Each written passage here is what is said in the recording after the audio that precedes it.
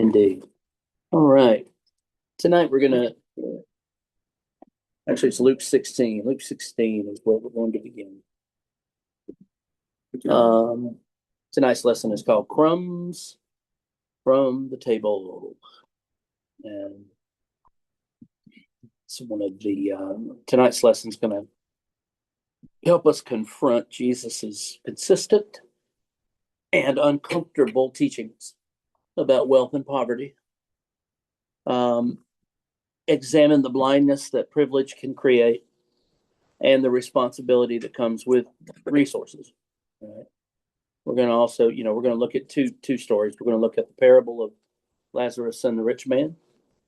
We're going to hopefully learn to see it as warning and gospel, but also look at Zacchaeus, the wee little man, as a model of how the wealthy can respond to Jesus's salvation. Remember in that story, Jesus says, today salvation has come to this house. So we'll be digging into that a little bit. Maybe a little bit of wrestling with the difference between charity and justice and Christian discipleship, and address defensive responses to Jesus's economic teachings while maintaining his clear message.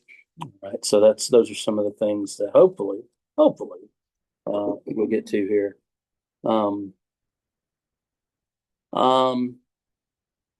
This could be a difficult session for some, but Willimon admits that he has never had to worry where his children's next meal came from, and he lives a long way from the Lazaruses of Durham, North Carolina, where he worked at Duke University. So he's acknowledging that gap. He never had to worry, but he's not, that's going to come up as we look at what's really happening with the rich man in that story. Okay. We'll begin with this reality check. Wilson notes that this parable rarely makes our top 10 lists of Jesus' stories.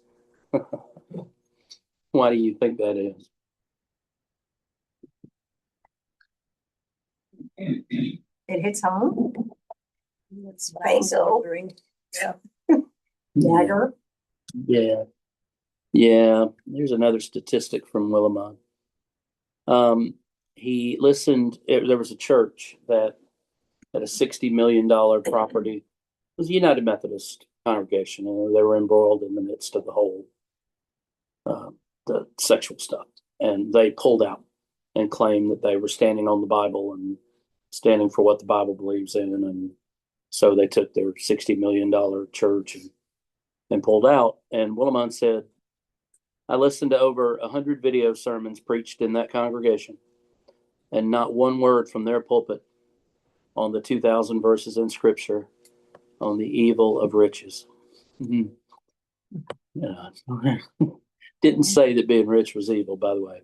It just says that's, the Bible's pretty clear that if we let it own us, it can have its way. So, why might churches avoid preaching about wealth and poverty? This is just kind of getting us warmed up.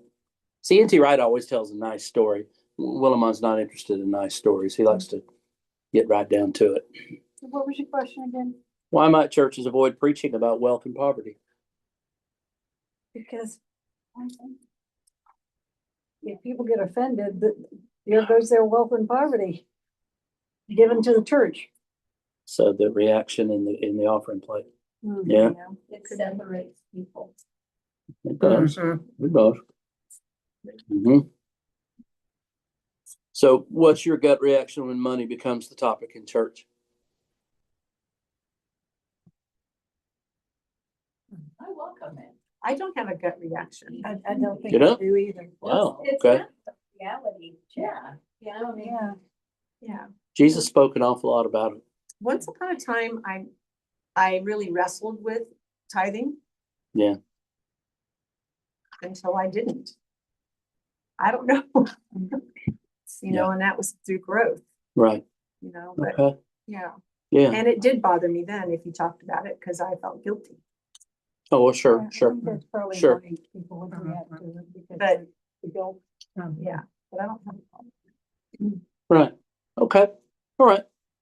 Here's an honest confession from Willimon. Because of my economic circumstances, and he's upper middle class, this story sounds like bad news. Again, we're going to read it, but it's the rich man and Lazarus. He says, I preached sermons on this text, but it took a lot of fancy interpretive footwork for me to do so. And we do a lot of that in this text. And for various reasons. It's because he says he finds himself getting a little defensive at what Jesus is saying in this story. All right. So the best way to get into it is to read it. So, all right, y'all ready? Luke chapter 16. Let me see here. My little book is divides it up a little bit. Let me do Luke 16. Let me get there with y'all. 19. Yeah. All right. Let's just read the first 3 verses, 19 to 21. There was a rich man who was dressed in purple and fine linen and lived in luxury every day. At his gate was laid a beggar named Lazarus, covered with sores and longing to eat what fell from the rich man's table. Even the dogs came and licked his sores. That's it. That's all we need. Yes. I was just going to do something totally outside of the Bible and say that actually dogs licking his sore was helping to apply antiseptic saliva. Yeah. So that was a gift from God. Hmm. But nobody wants to hear that. It's okay. I know that. Yeah. The rich man is nameless. If you notice, that's the first thing. Willimon says, if you've met one of these fat cats, you've met them all. Lazarus is the only person in all the parables who gets a name. He's the only one. Oh. Any parable. The only one. I didn't realize that. Yeah. There's a man who had 2 sons. A wealthy king wanted to, no names. Only Lazarus. And by the way, that name means one whom God helps. Literally. Now notice the phrase feasted luxuriously or feasted sumptuously. It uses the same Greek word as the celebration in the prodigal son parable. All right, so the kind of the same thing going on there. Why does it matter that the poor man has a name while the rich man doesn't? This is all right. What's that? More personal in the story. Jesus is related to him. It makes him human. And maybe one of us. I wonder if it just was more of a point driving home using a name. What does his name mean? You just said it. The one whom God helps. Yes, driving home the point using that name. You can read the Bible and come to the conclusion that God does not give special treatment or preference. We say God doesn't know, there's no partiality. That's true. In salvation, there is no partiality. You got that right. God wants everybody to be saved. But you cannot read both Old and New Testament and not come away with this simple fact. God has a special preference for the poor. They matter to God. Now, the rich do too. Now, you know, I love how he balances the 2 stories out. We've got the one of Zacchaeus too. We've got a rich person who shines like the stars in the sky when Jesus comes to see him, right? I mean, so this is not hammer, but Jesus is making a point here. That with Lazarus, what it tells me, for me, it means that, all the rich people in this particular story and the way that they act, they're the same. So why they're all the same name. But Lazarus, the one that God helps, because he's not getting any help from anybody else, right? Not getting any help. Now, the daily feasting, this guy is not just having a party. Jesus says that he does this every day. He feasts sumptuously, extravagantly every day, whilst Lazarus Has nothing. Yeah. And Jan, I appreciate the antiseptic line, but the point is to make it as gross as possible. Oh, Yeah, that's the whole Understood. Job thing with licking his sores and all that. Yeah, I but- knew that. yeah. But yeah, so here's what Willimon says. If y'all are ready for this. 85% of the richest people in the world own, and I don't know any of them, own as much as the poorest 3.5 billion people in the world. That's true. The 6 heirs to Walmart have more money than the poorest 48.8 million American families put together. And he says this, he says, and he thought that the Bible is irrelevant to our contemporary world. Wow.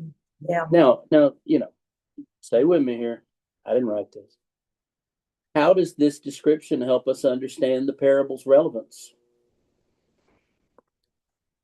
I mean, if you think about that gap, Big gap. It's a big gap. it's a pretty big gap, isn't it? Yep. Now, I know we don't want to be told what to do with our money and all that stuff.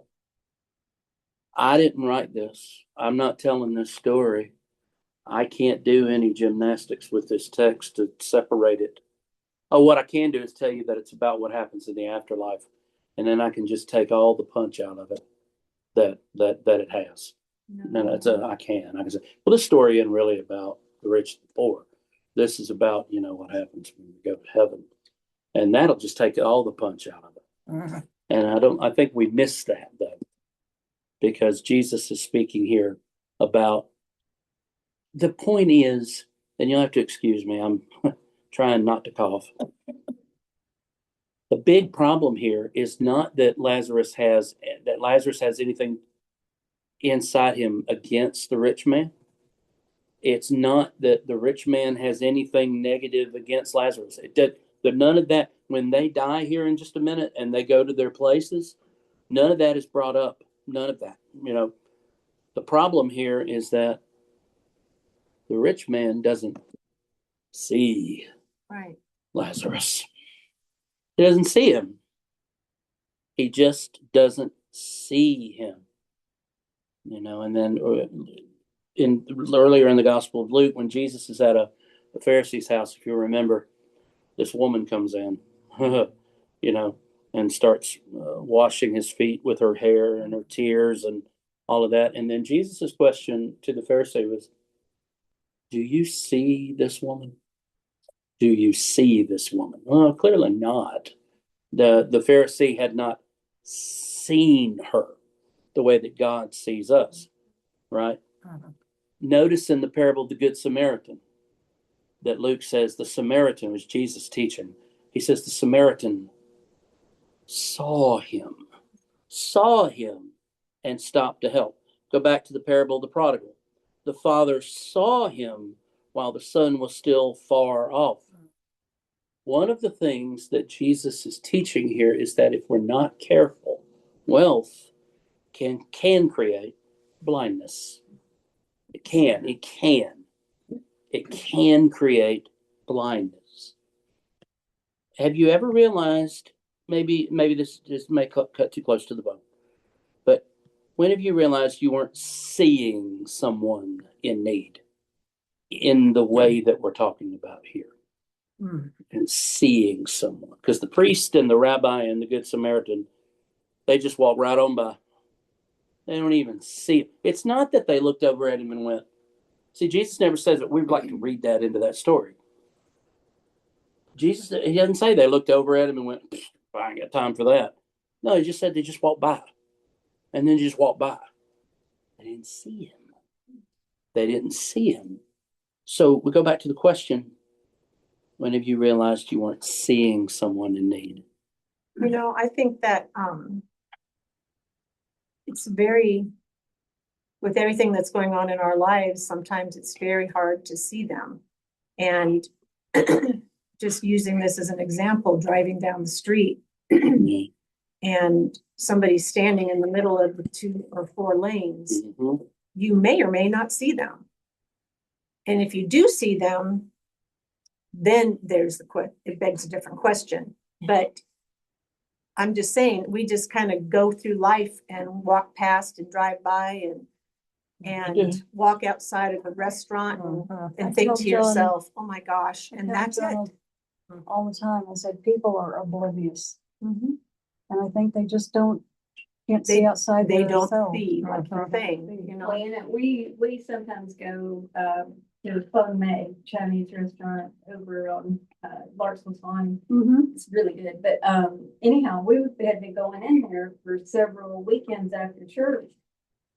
And all of a sudden, William looks over, but on the left-hand side, before you go in the door, behind the hedges, there was a man laying.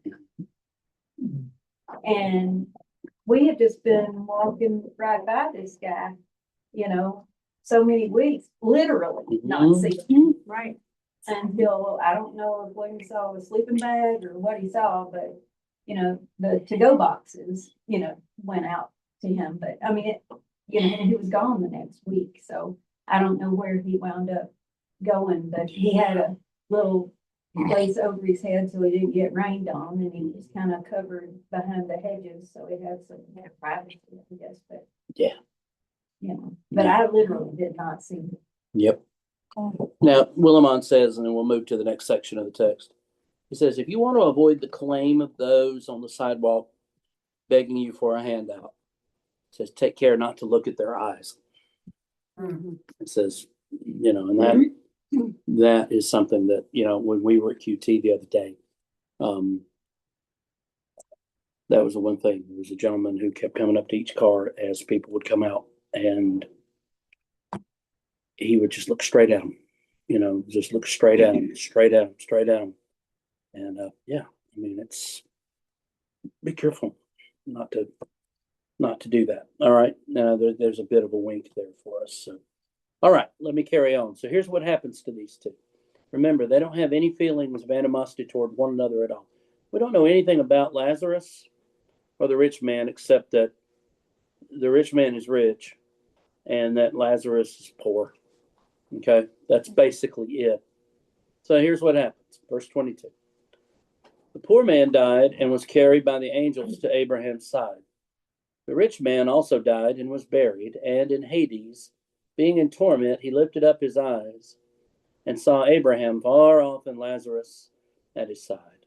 And he called out, Father Abraham, have mercy on me, and send Lazarus to dip the end of his finger in water and cool my tongue, for I am in anguish in this flame. But Abraham said, Child, remember that you in your lifetime received your good things, and Lazarus in like manner had bad things. But now he is comforted here, and you are in anguish. And besides all this, between us and you, a great chasm has been fixed, in order that those who would pass from here to you may not be able, and none may cross from there to us. All right. We'll break it right there. Yeah. The main characteristic the main characteristic of eternity, at least in these verses here, is the life to come will be a dramatic turning of the tables for the rich and the poor. As if we're just reading that right there. Okay. I was like, yeah, but in thus and something, just we'll stay right here with Jesus in this story, in this moment. Okay. Abraham's explanation again, remember, child, remember that during your lifetime you received good things, Lazarus terrible. Now Lazarus has been comforted and you're in great pain. Now, does this reversal challenge our assumptions about success and blessing? I certainly hope the answer to that is yes. Yeah. That's what part of what makes this so uncomfortable. It's also a promise that the exalted will be humble. And the humble exalted. Yes. Yes. Here's an interesting question. What does it mean that the rich man's riches gave him heaven on earth, basically? You had your good things. Anything you wanted. Now, You could buy anything you wanted. and now, You didn't have to worry You about it. can't buy anything. now you get, it's the reversal. Now he's in torment, right? Well, let's put another layer onto this. How do you reconcile God's love with this stark judgment? Because remember, we don't know anything about the character of either of these dudes. One's rich and one's poor. How do you reconcile God's love with this stark judgment?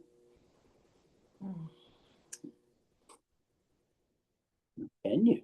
Well, I don't know. Is it ever too late to come to your senses about God or even pay attention that there is a God? All right. Because maybe he lived in a world where it didn't exist in the riches that he had. Ah. And he just, when he heard it, it didn't mean anything. Right. Do you think that he didn't realize maybe that his riches were a gift from God already? And, you know, he had He been didn't do the blessed. right things with Yeah. them. It's interesting.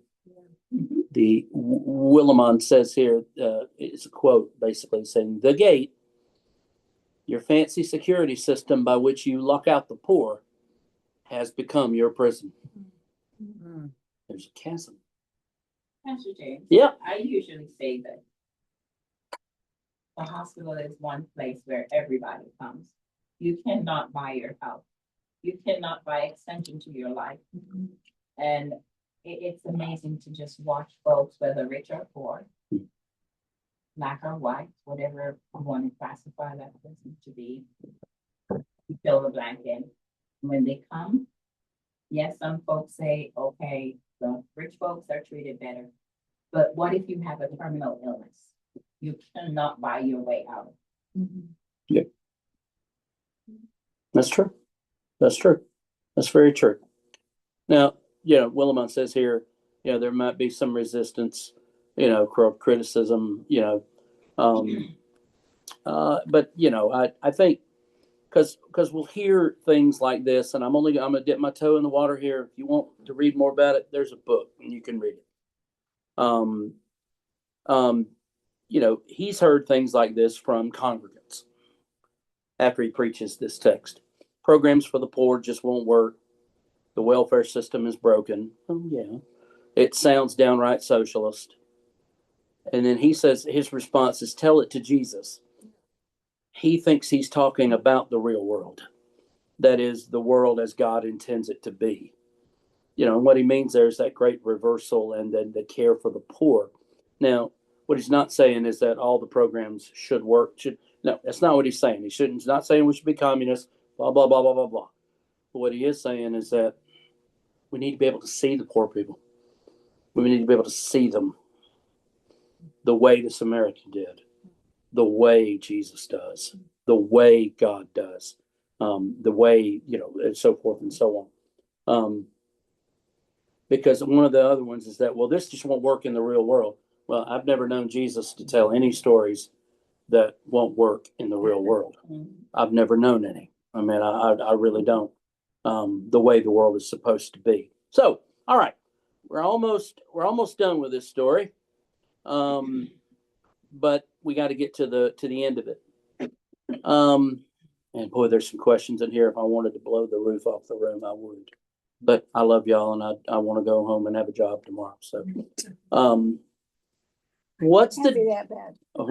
I agree. Oh, I think the first one is, but okay, fine. I'll ask it. Fine. There you go. How do we distinguish between Jesus's teachings and our political positions? There's your one.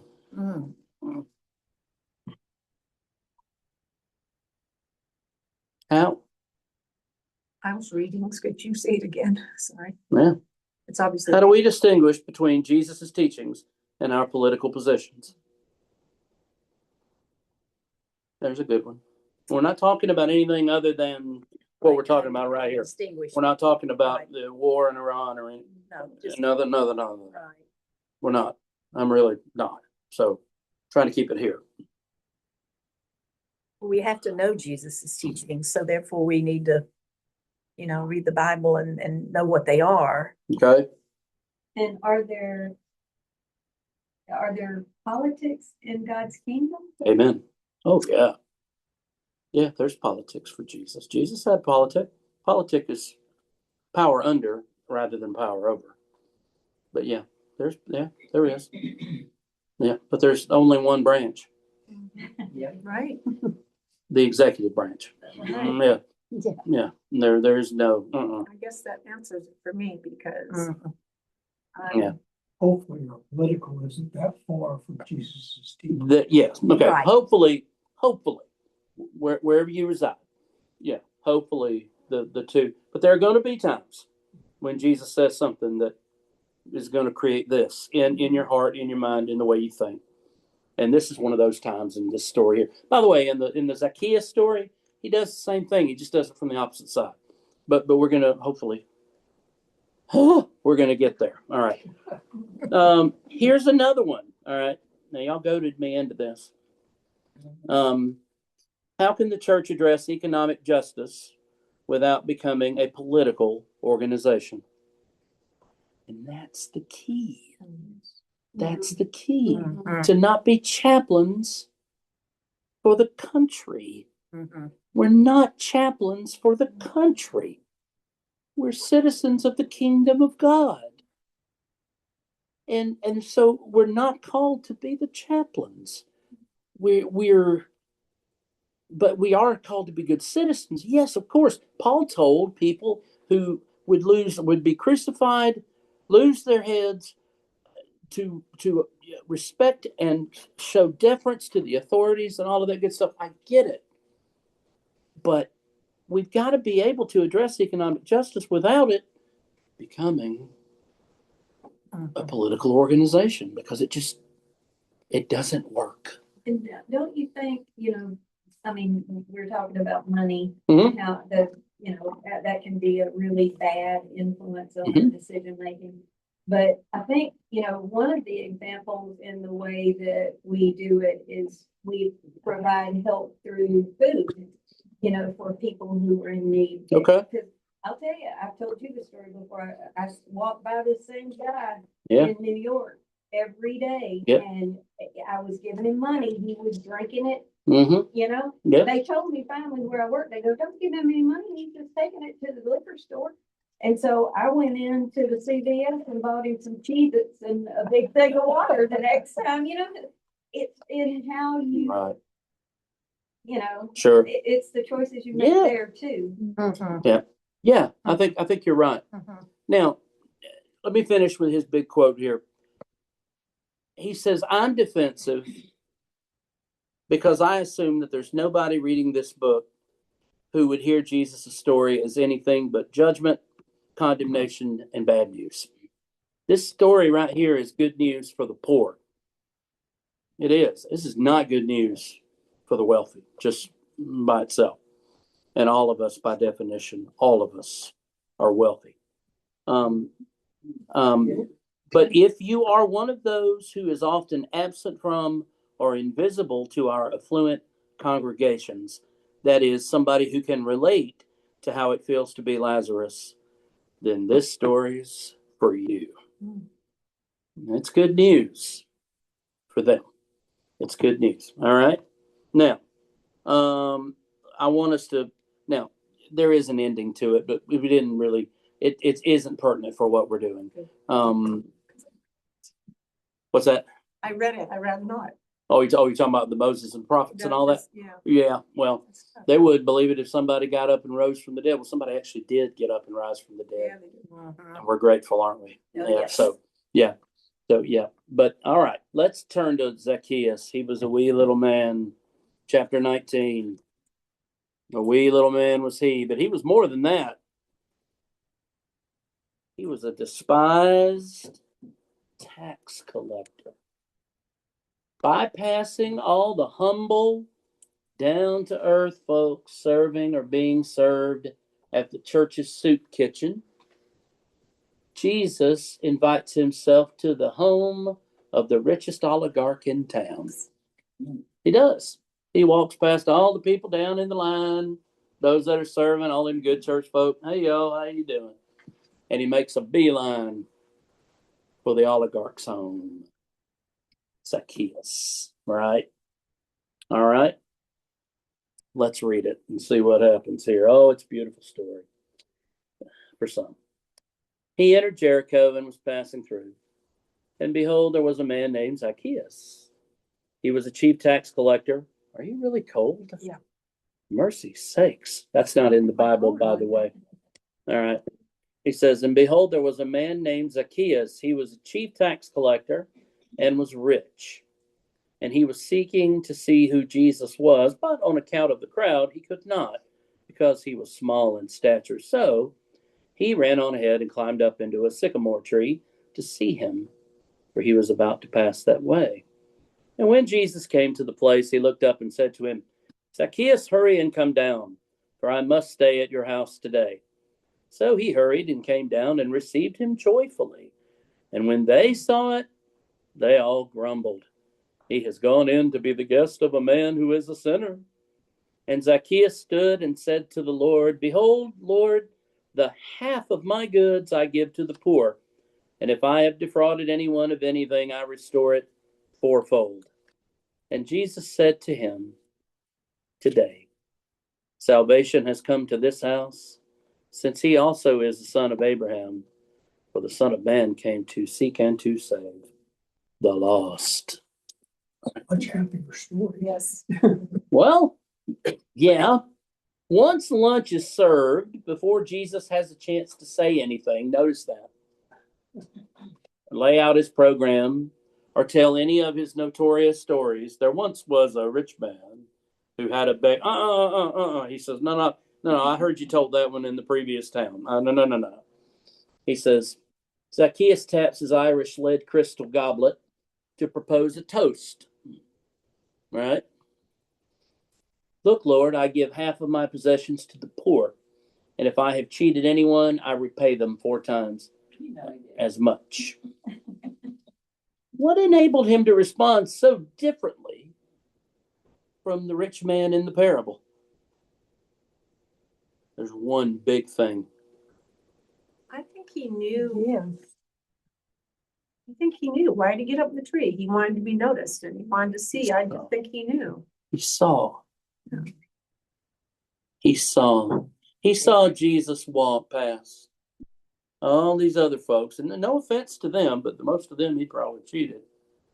He walked past every single one of them. God saw him, looked right up at the tree at him, and said, I'm going to come to your house today. Right? I think so.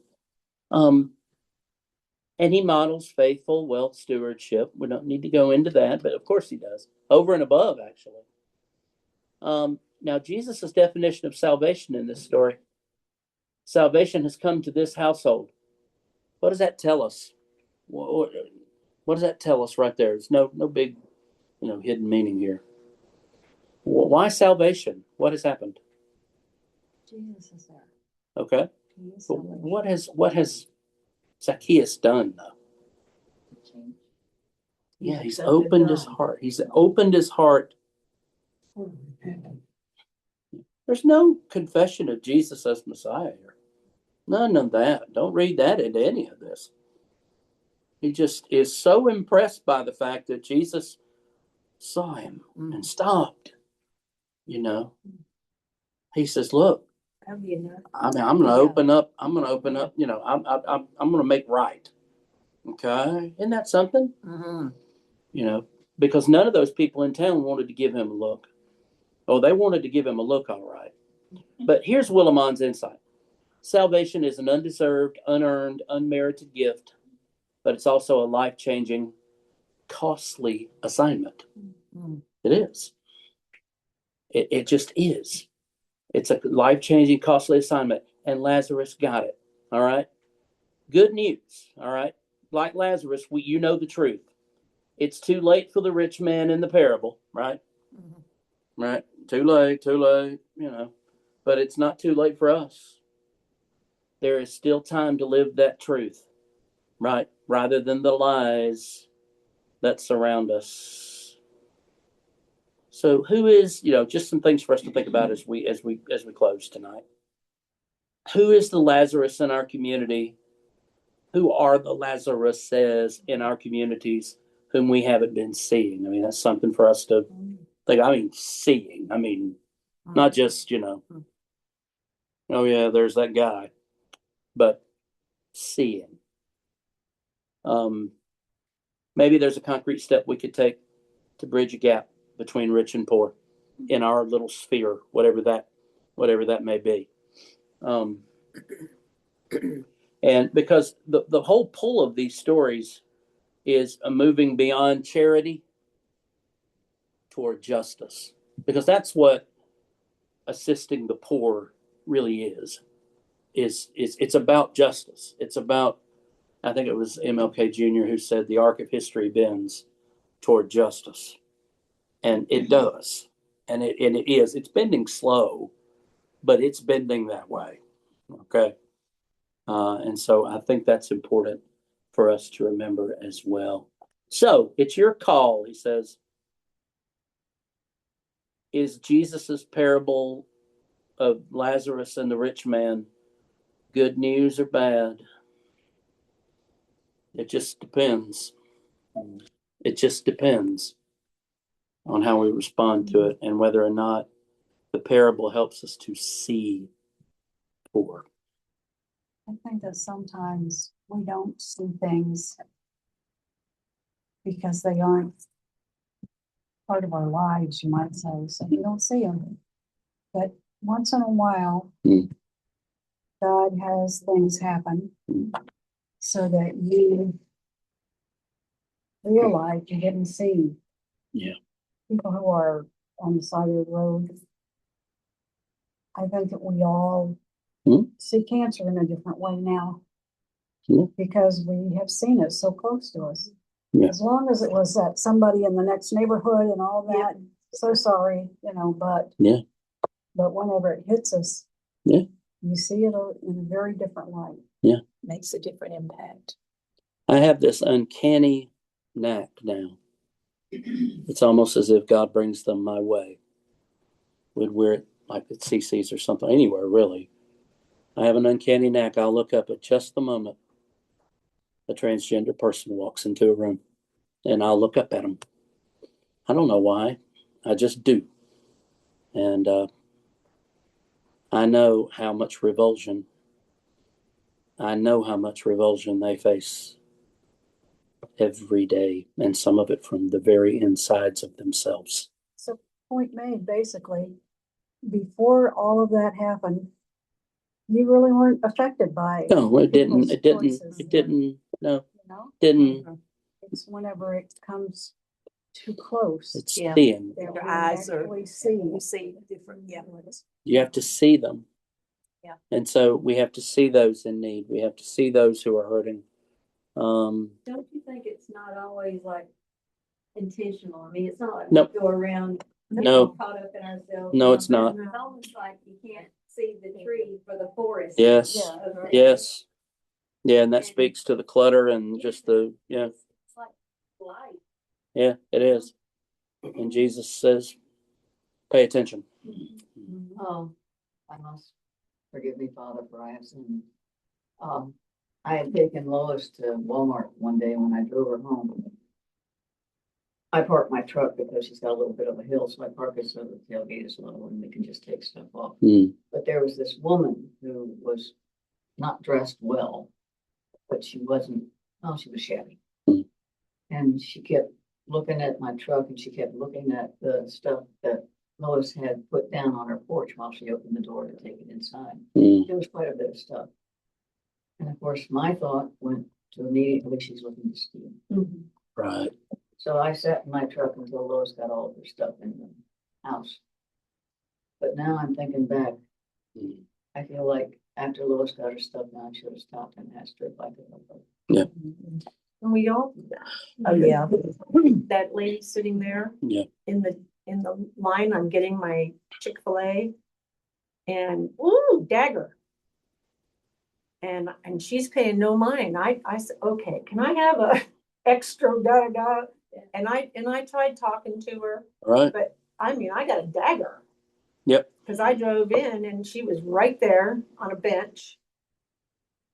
And I was like, wow. But you know what I wanted to say, Yeah.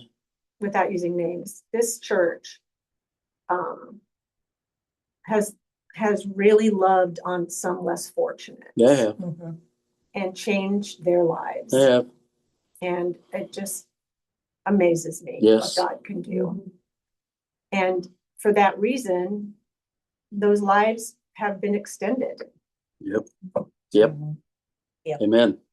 Just, That's and, God. Yep. and he's still giving me daggers on certain things. I bet. Yeah. Me and you both. Yeah. All right. Okay. Well, I certainly hope that the next 2 week stories are not as Jesus-y as these. But no. Okay. I want to thank you folks that'll be streaming this. Thank you for doing that. Thank you for joining us on this Wednesday night journey. We got 2 more Wednesday nights in Lent, and so we'll be looking forward to seeing you again next time. So God bless. Have a wonderful, wonderful evening. Okay.